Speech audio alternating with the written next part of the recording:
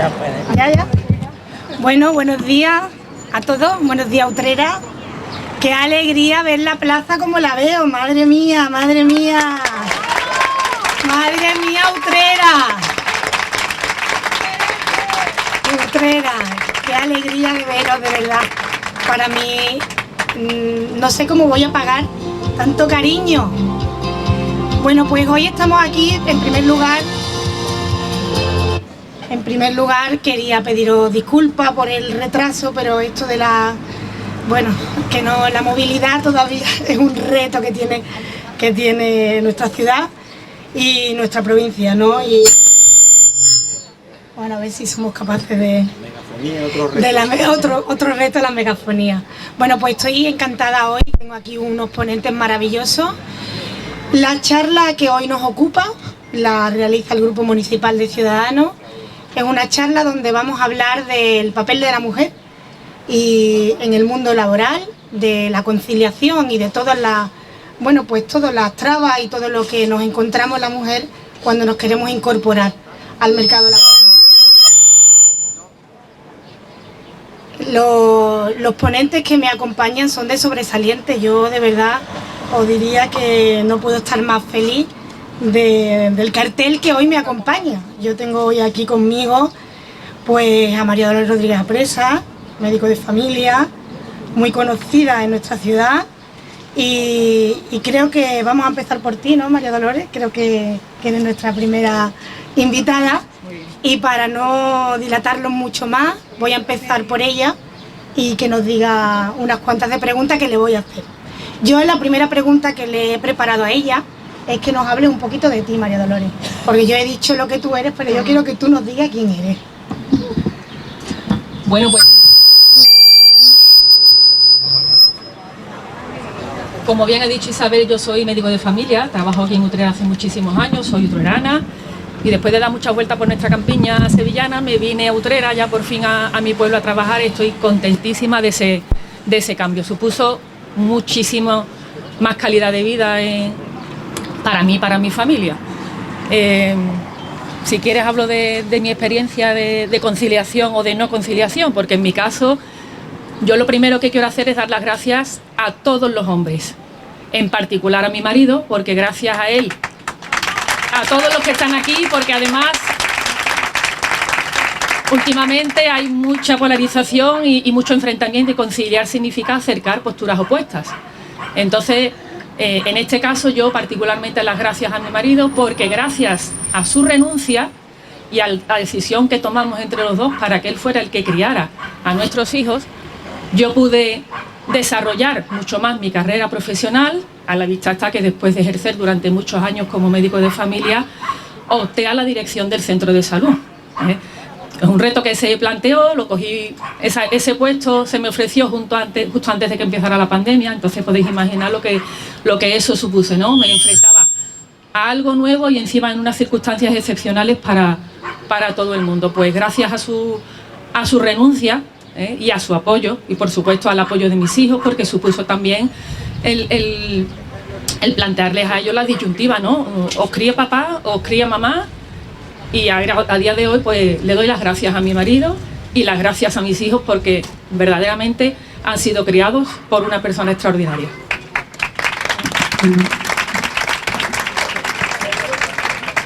Yo tengo aquí unas preguntas, le quiero hacer a ella una pregunta de cuáles son las mayores dificultades que te has encontrado en el acceso al mundo laboral, si es que las has tenido o las has percibido. Bueno, yo por mi profesión afortunadamente no he tenido problemas para el acceso al mundo laboral, porque más hoy en día que hay tanta falta de profesionales sanitarios, entonces estamos, como se dice, rifados, ¿no? Yo no he tenido en ningún caso ningún problema. Pero claro, me considero una privilegiada. No en todos los campos hay esas facilidades. Bueno, ¿y tú has sentido una verdadera diferencia entre hombres y mujeres en la profesión, en el acceso, en la promoción?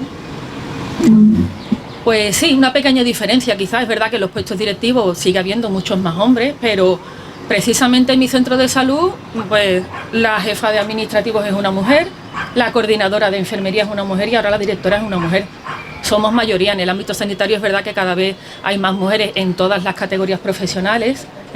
La gerente actual de nuestra área sanitaria es una mujer, muy válida, Rocío del Castillo, a la que tú conoces. Podríamos decir que estamos colonizando un poquito. Pues la verdad es que sí, poco a poco vamos quitando un poquito de terreno, bueno, no quitando, ¿no?, sino defendiendo, ¿no?, y posicionándonos. Y luego, ¿cómo evitarías que las labores adicionales de familia, tareas del hogar sobrecarguen a las mujeres? Bueno, aquí más o menos ya... Bueno, aquí ya os he contado mi experiencia, ¿no?, pero bueno, a pesar de que fuera mi marido el que se quedara en casa, parece que es que nosotros tenemos ese gen, ese trocito de cromosoma X que tenemos un poquito más de los hombres, parece que es el que nos inculca el ser como la cuidadora, lógicamente, de la familia, ¿no?, el ser más organizadas, el ir dirigiendo, ¿no?, un poquito esa orquesta que puede ser una familia, y yo creo que, bueno, sí, habrá casos excepcionales, pero me parece a mí que seguimos siendo las mujeres las que asumimos más papel de cuidadora en general. Y luego ya por último te pregunto, ¿qué medidas crees que fallan y que pudieran ponerse en marcha para llegar a una verdadera conciliación real? Pues la verdad es que resulta difícil porque ya te digo, en mi caso no es es la excepción, ¿no?, que confirma la regla. Pero, hombre, se me ocurre que, por supuesto, más diálogo. Primero, diálogo dentro de la pareja, ¿vale? La pareja tendrá que valorar quién está más capacitado para aportar a la familia esos recursos económicos que todos necesitamos, ¿no? Y si es la mujer, pues el hombre tendrá que asumirlo y aceptarlo, si es el hombre. Y bueno, y si en la empresa se dan las circunstancias de que se puede compatibilizar, flexibilidad horaria, el teletrabajo, que nosotros hasta en sanidad estamos haciendo algunas veces teletrabajo, pues creo que se puede conseguir, que va a ser difícil, que costará muchísimo, muchos años, porque además, como te digo, tenemos muy inculcado nosotros la labor de cuidadoras principales, ¿no? Pero poco a poco el hombre se está dando cuenta que es que los hijos son también de él, la casa también es de él y todos podemos aportar. Un poco. Hola, sí, buenos días. No cambia el micro. No cambia el micro. ¿Se escucha la parte? Hemos cambiado el micro. Bueno, pues yo creo que sí, que puede ir por ahí, ¿no? Por un poco más de pedagogía, ¿no? Es lo que nos está apuntando. Bueno, pues darle un fuerte aplauso. No se escucha. Pero esto es un plan Pantoja, ¿eh? Esto es un poco Pantoja. Está encendido, un poquito más cerca de la boca, quizás, ¿no? Hola. ¿Sí? ¿Ahora? No.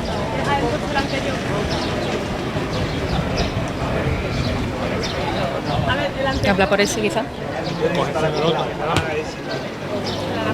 Déjalo por aquí si quieres. Ahora. Bueno, pues damos un fuerte aplauso a María Dolores, nuestra primera ponente. Gracias. Ahora nos vamos a ir por la cuota masculina en este tertulia, charla, coloquio. Hablamos de Fernando Iwasaki, un gran amigo. Nació de una familia múltiple raíces, Perú, Japón, Ecuador, Italia, no te falta nada. Fernando, y ahora un poquito sevillano. Bueno, él es escritor, historiador, filólogo, gestor cultural, actualmente vive en Sevilla, es profesor titular de la Universidad Loyola de Andalucía y lo tenemos hoy aquí, que es nuestro privilegio, para hacer esta charla ponencia. Y bueno, Fernando, empezamos por ti, ¿no? Háblanos un poquito de ti. Buenos días. Yo creo que lo más importante es reconocerse como hijo, reconocerse como cónyuge, como pareja, como padre y últimamente como abuelo. Además, mientras les hablo, mi madre está ingresada en un hospital en Lima, la cuidan, como no, mis hermanas, y creo que esta es la mejor manera de comenzar a hablar de la conciliación, porque yo veo aquí mujeres de muchas edades y creo que quienes son mayores aquí lo que han hecho ha sido abrirle el camino a sus hijas, a sus nietas. Probablemente algunas de las mujeres que nos acompañan hoy no han tenido la oportunidad quizá de ir a la universidad, incluso de terminar el graduado escolar, pero ustedes han sido capaces de crear unos entornos para que sus hijas, sus nietas, las mujeres de su familia sí puedan disfrutar de otras oportunidades. Yo soy el resultado de ese trabajo. Mi madre tampoco completó sus estudios, pero siempre nos instó a sus hijos a estudiar y a trabajar. Y mis hermanas están ahora haciendo un trabajo que me encantaría compartir con ellas, porque quizás no esté en la edad de cuidar niños pequeños, pero sé que estoy en la edad de cuidar a mis mayores. Y esa es otra dimensión de la conciliación que quiero destacar aquí. Y he descubierto con muchísima emoción cómo en España, en Andalucía, en Sevilla, en Utrera, el cuidado de los mayores y el estar cerca de ustedes es una dedicación muy importante de las familias. Somos quienes somos gracias a nuestros mayores.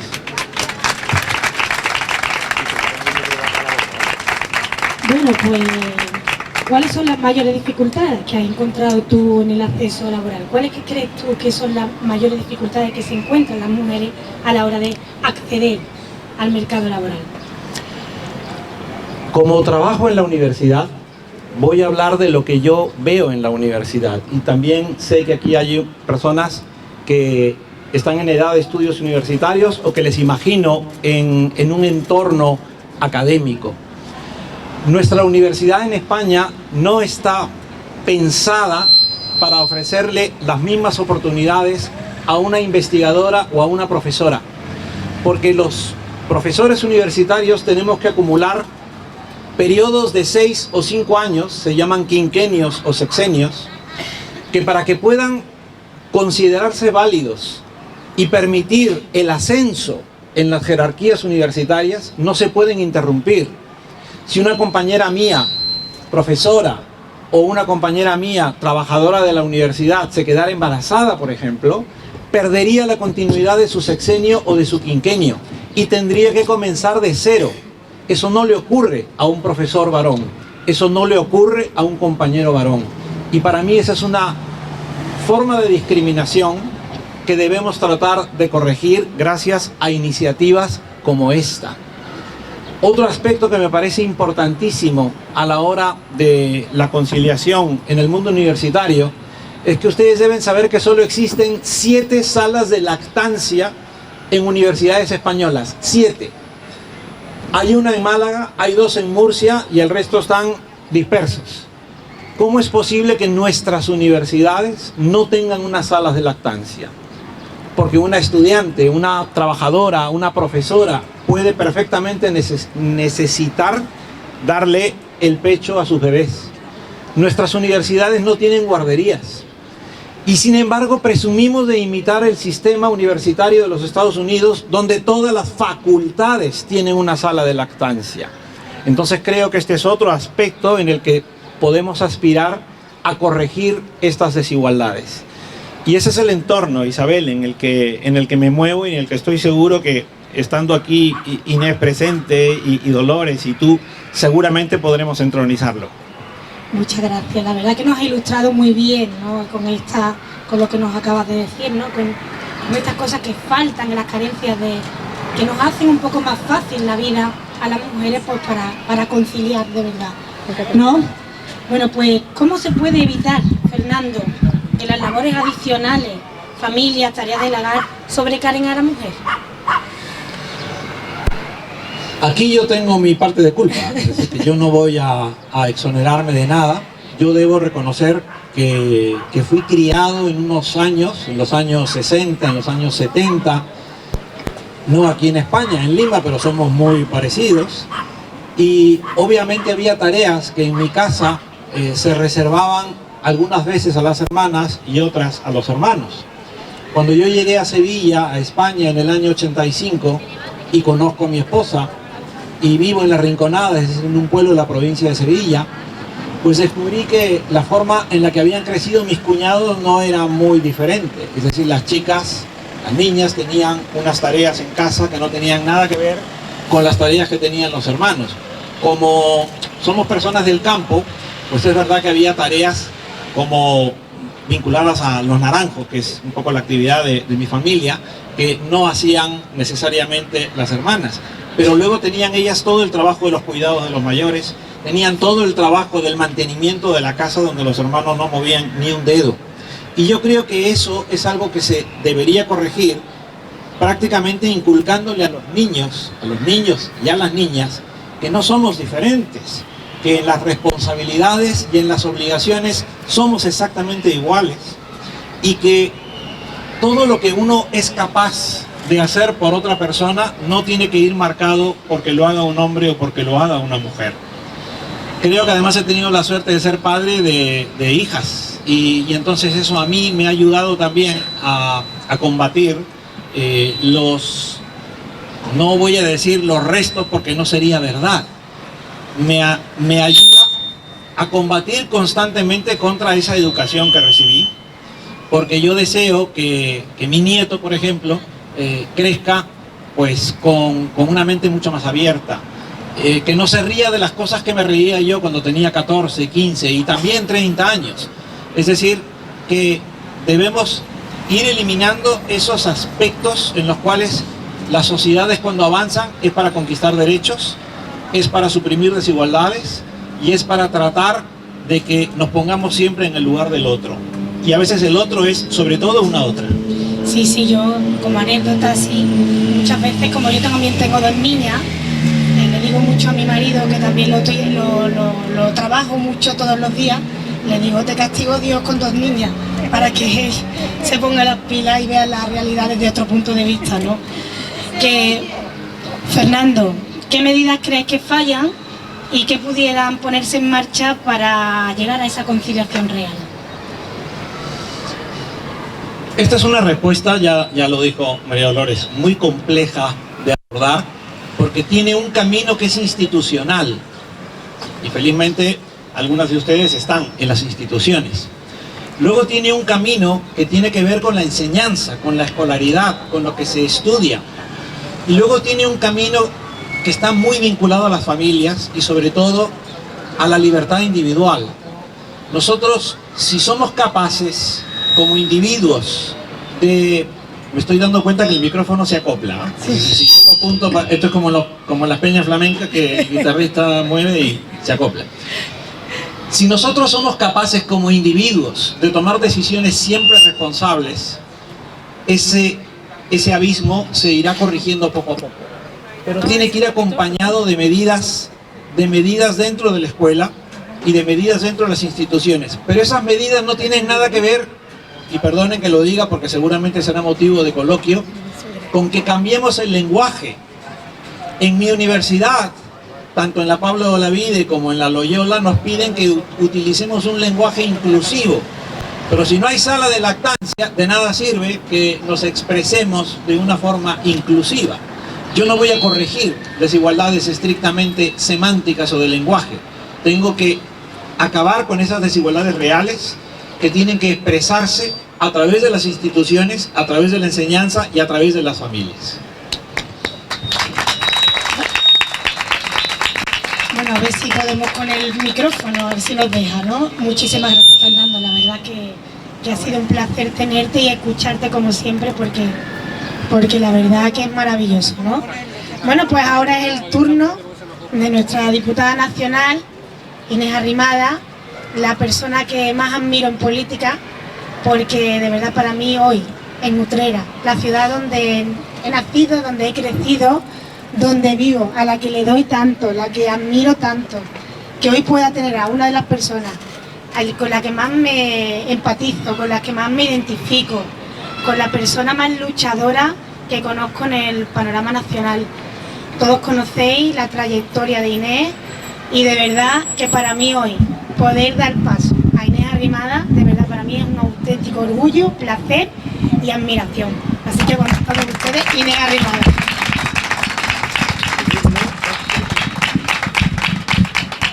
Buenos días.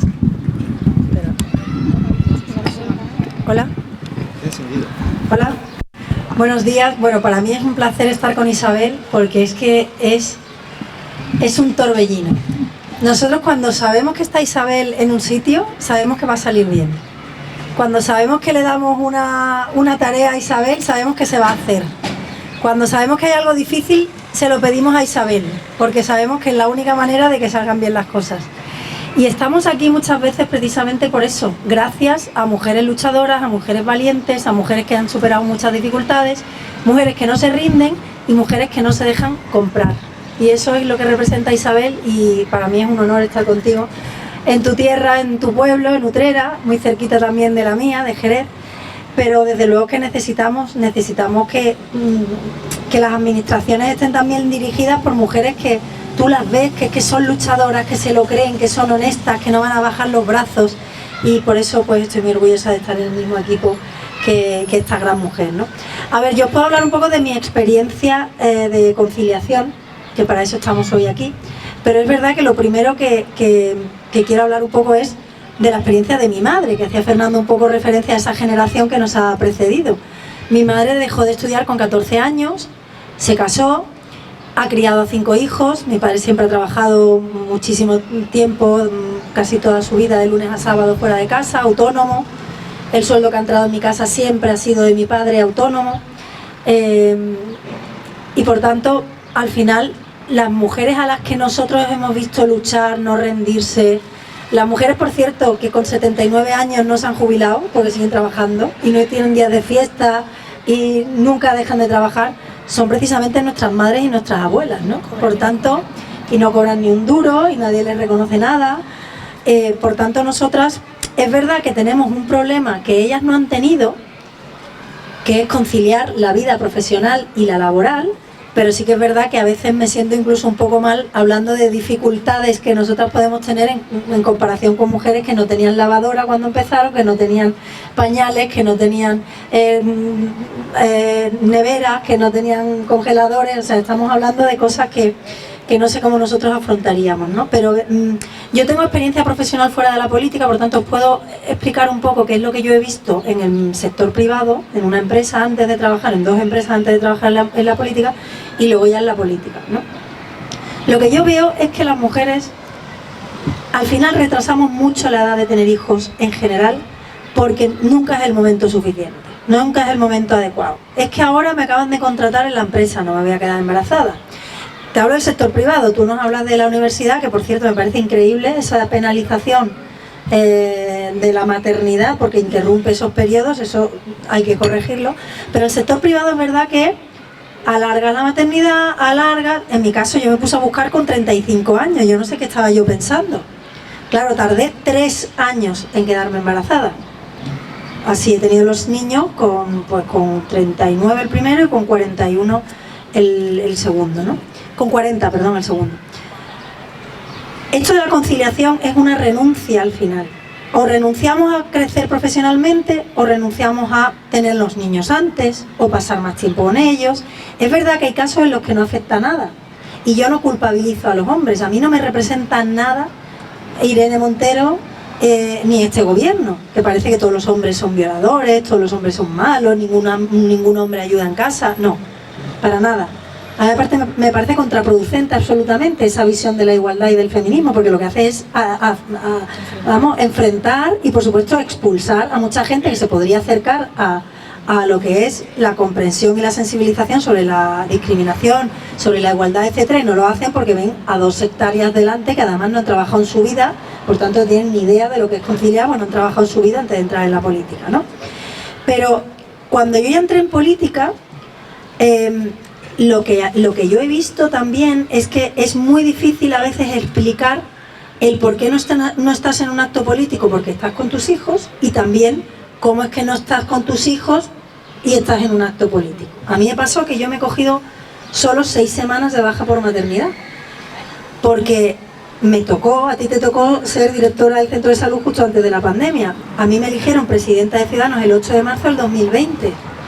El confinamiento fue el 13 o el 14 de marzo o el 13 del 2020. Es decir, yo llegué con una pandemia debajo del brazo.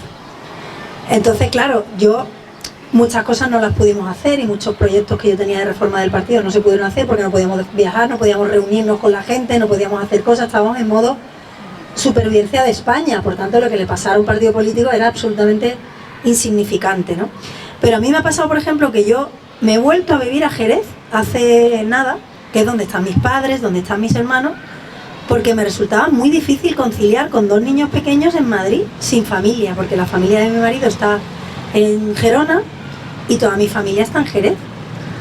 Y yo, que soy una persona afortunada, que tengo trabajo, que gano un buen sueldo, si a mí me costaba trabajo conciliar, tú imagínate, pues si en una de las 2 personas no están trabajando, o si tienes cualquier problema, es muy complicado. Entonces yo al final, después de tener estudios universitarios, después de haber viajado, después de haber sido presidenta de un partido, me he vuelto a Jerez porque necesito a mi madre, a esa mujer que dejó de trabajar, dejó de estudiar con 14 años, que lo que se ha dedicado en su vida es a criar niños, a criarnos, a darnos un entorno maravilloso, porque al final las cosas importantes de la vida son estas, ¿no? Si tu niño está malo, ¿con quién dejó el niño? Si tu niño sale de la guardería a las 3 de la tarde y yo salgo del trabajo a las 7 de la tarde, ¿con quién dejo a mi hijo durante esas horas? Si yo tengo un viaje de trabajo y no puedo estar con los niños, ¿con quién los dejo? Si mi marido también trabaja, es decir, al final las cosas importantes de la vida son las cosas más sencillas, ¿no? Y la conciliación es de hablar de un gran problema de España, pero es de un problema sencillo de todos nosotros. Pero también, por último, quiero decir que cada vez los hombres ayudan más, y eso es verdad, pero es verdad que sobre nosotras todavía recae esa culpabilidad constante de si no estoy con los niños, me siento culpable porque no estoy con los niños, y si no estoy en un acto político porque es el cumpleaños de mi hijo, me siento culpable. Hoy su niña cumple 5 años y ella está aquí y vamos a hacer un acto y luego dice que me va a llevar a Jerez y no sé qué. Eso es el día del cumpleaños de su niña. Pues esto es conciliación también, ¿no? Bueno, yo creo que Inés nos ha contestado mucho a todo, casi todo, ¿no? Creo que ha quedado muy poco por decir. Un poquito quizás a lo mejor que qué medidas fallan, qué medidas faltan todavía, Inés, para llegar a esa conciliación real, desde tu punto de vista político y como diputada, ¿no? Yo en la administración pública. Bueno, a ver, la prueba de que esto se puede mejorar es que hay otros países donde la conciliación no es un problema tan grande como el nuestro. De hecho, la baja natalidad que tenemos en España muchas veces se debe a que las familias no se pueden permitir tener otro hijo. De hecho, el 53% de las mujeres querrían tener un segundo hijo y no lo tienen. Yo a veces escucho, ¿no?, que se dice, no, es que los jóvenes de hoy tienen muy pocos niños porque no quieren. No, en la mayor parte de los casos querrían tener un segundo hijo y no lo tienen porque no se lo pueden permitir. Porque si ya van locos con uno, nada más que la idea de pensarse que hago con 2, aparte de los gastos que eso supone, pues te quedas con 1. Por eso la tasa de natalidad en España es de 1,19, cuando la tasa de reemplazo, es decir, la que te garantiza que no se pierde población en un país, es de 2,1. Por tanto, nosotros hemos hecho un paquete de medidas que se llama A por el segundo hijo. No obligar a la gente, esto es como a algunos, la solución populista sería, como hay pocos niños en España, vamos a obligar a la gente a tener hijos. No, esto es como lo de los alquileres. Como están muy caros los alquileres, pues por decreto yo digo que no se suban los alquileres. Ojalá la vida fuera tan sencilla, pero la vida realmente a veces es más complicada, ¿no? Entonces, nosotros lo que proponemos es una bajada del IRPF para aquellas familias que contraten a una persona para cuidar a sus hijos en casa o para cuidar a una persona dependiente, porque la conciliación no es solo con los niños pequeños, también es cuando tienes que cuidar a una persona mayor o una persona con discapacidad, ¿no? Esto, aunque me parece mentira, no existe. Tú no puedes desgravar en tu declaración de la renta el contrato de una persona que tienes contratada como empleado de hogar. Eso es lo primero que proponemos. Segundo, a las pymes, que es donde la mayoría de la población de España trabaja, porque no todo el mundo trabaja en multinacionales y en bancos que ganan centenares de millones, la mayoría de la gente trabaja en un bar, o en un comercio, o en un taller mecánico, o en una gestoría, o en una peluquería, que son pequeñas empresas. A esos autónomos que llevan adelante esos negocios hay que ayudarles a poder contratar. Por tanto, proponemos que se bajen las cotizaciones sociales, se eliminen las cotizaciones sociales para contratar a familias que tengan niños menores de 12 años, para que no les penalice, para que sea un incentivo, para que ellos contraten a gente que tiene niños pequeños porque les sale más rentable económicamente, ¿no? Y por último, por no alargarme mucho, porque tenemos muchas medidas en este sentido, es que los gastos que son imprescindibles para tener un hijo, como es una guardería, las extraescolares, sean deducibles al 100% en la declaración de la renta. Porque no es un capricho que tu niño vaya a una guardería, porque tú estás trabajando. No es un capricho que tu niño tenga una clase extraescolar cuando tiene 7 años, no es un capricho. A veces son imprescindibles para poder tenerlos más tiempo, digamos, hasta que te dé tiempo a salir de trabajar. Y también muchas veces hay actividades extraescolares para los meses de julio. ¿Qué decimos del mes de julio? Mujeres y padres trabajadores. ¿Qué hacemos con los niños en julio? A partir del 15 de junio, me atrevo a decir, hasta el 15 de septiembre. Eso es pagar, pagar, pagar o mamá, mamá, mamá. Pero la conciliación en España no pueden ser solo los abuelos, porque al final los abuelos tienen derecho a disfrutar de los nietos, pero no a tener una obligación que un día tienen un médico, o un día les apetece irse a jugar a las cartas con las amigas, o un día tienen que ir a atender a su hermana, o tienen que ir a los que tengan la suerte de tener todavía algún padre de nuestros padres. Por tanto, al final, si nos ponemos a trabajar, es verdad que las familias pueden tener más facilidades. De hecho, ya te digo, la muestra de que somos uno de los países del mundo con menos natalidad es que es muy difícil tener hijos. No que seamos los que menos hijos queremos tener del mundo, eso no es verdad. Eso no es verdad. Que legítimamente quien no quiera tener hijos es fantástico, me parece estupendo. No hay que criminalizar, porque yo tengo mis 2 mejores amigas, no quieren tener hijos y son, vamos, más felices que una perdiz. Pero la realidad de la mayoría de la gente es que le gustaría tener hijos antes, pero no puede por el trabajo, y más, tienen 1 y querrían tener 2, o quieren 2, o les gustaría tener un tercero, pero dice, vamos, si yo estoy loca ya, o loco con 2, ni me planteo tener 3. Por tanto, si nos ponemos y si hacemos las cosas, igual que este país se ha levantado muchas veces y ha solucionado muchos problemas endémicos, esto lo podemos solucionar ahora. Hay que ponerse desde la política y sobre todo no ver a las familias como esos que están obligados a pagar, pagar, pagar, pagar, sino como ver que son el futuro de España y el sostenimiento de las pensiones y de los servicios sociales y de lo que necesita un país como este, que es futuro. Y sin niños no hay futuro. Y sin familias que puedan conciliar no hay niños. Y por tanto, sin conciliación tampoco hay futuro en España. Pues muchísimas gracias, Inés. Yo creo que no le ha faltado nada, ¿no? Yo creo que nos ha dicho, nos ha esbozado un poco, ¿no? Todo lo que se puede hacer, que es mucho, y que ya está inventado y que ya hay partidos como el nuestro que lo proponen y que lo están peleando, ¿no? Desde las instituciones. Yo quiero agradeceros la asistencia. Vamos a abrir un cortito turno de preguntas, pero muy corto, porque ya tenemos el tiempo muy limitado, porque los medios los tenemos esperando. Pero si alguien quiere participar y decir algo, yo de verdad espero que os haya servido de mucho lo que hoy, o al menos os haya llegado lo que queríamos trasladar. Pues tenemos el Día de la Madre ya el domingo para celebrarlo, y queríamos de verdad poner en valor en esta sociedad pues el valor de la mujer, ¿no? Y de lo que supone ser mujer en esta sociedad. Así que si queréis alguno de vosotros, levantáis la mano, Consu está por aquí, y que nos digan las preguntas.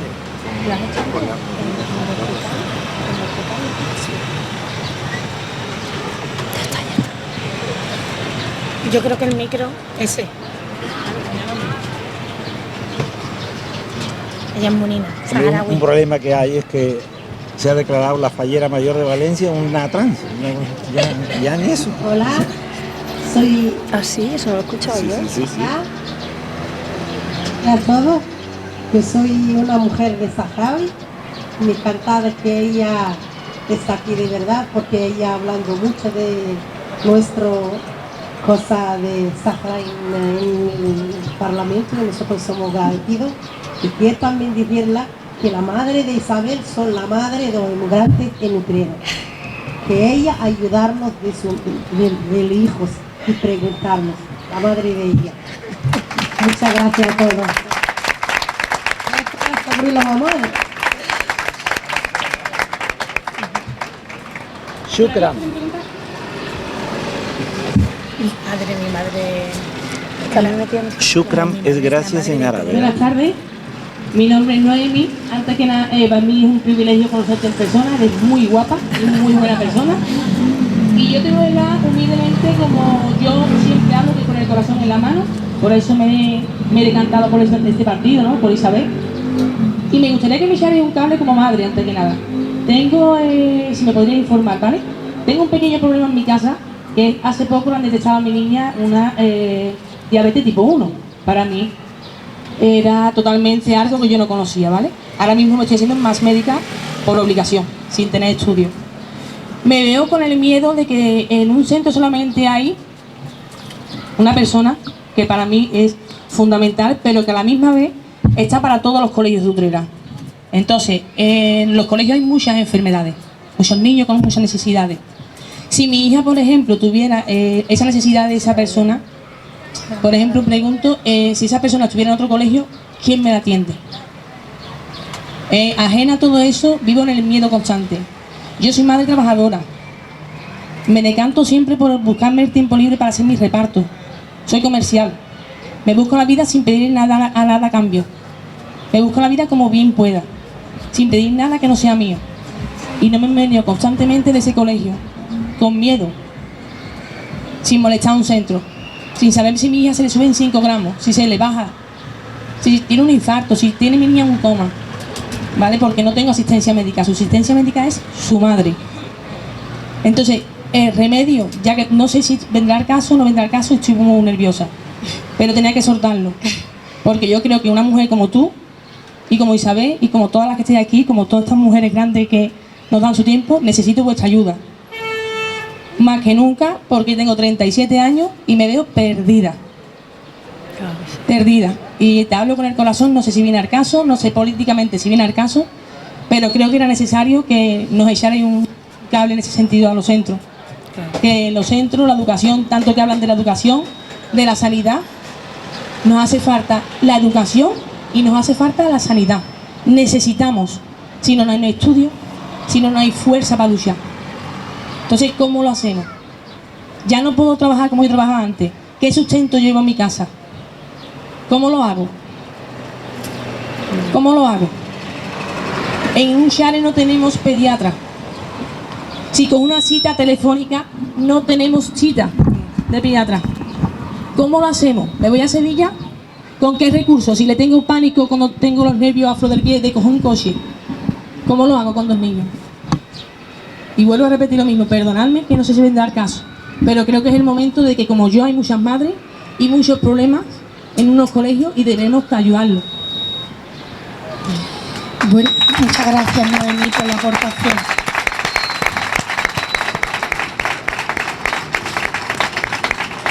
Noemí, yo desde mi conocimiento y desde mi campo, aquí en Utrera, a raíz de la pandemia, se creó la figura del referente, el enfermero referente escolar.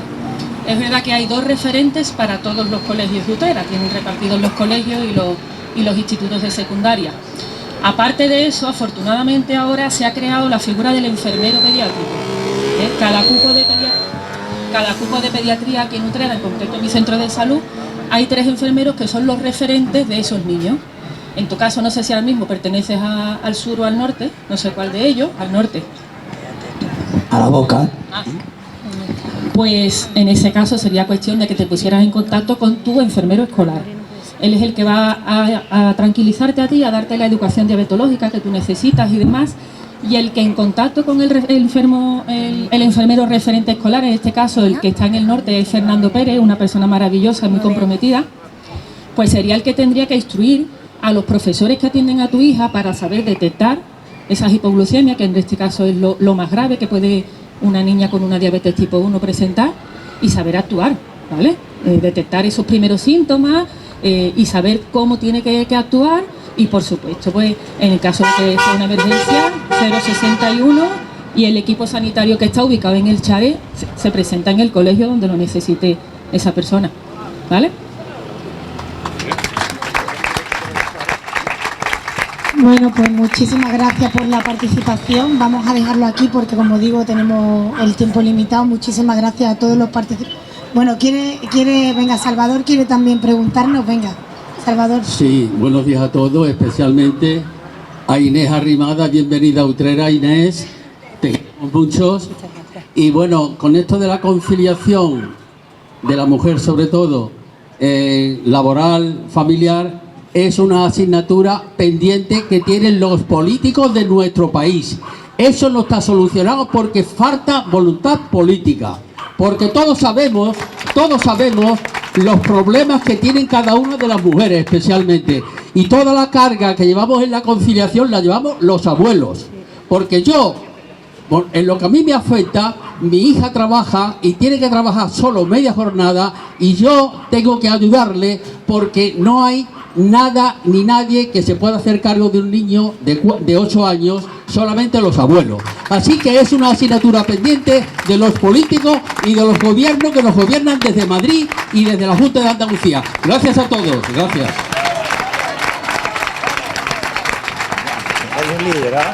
Un auténtico abuelo, ¿eh? ¿No?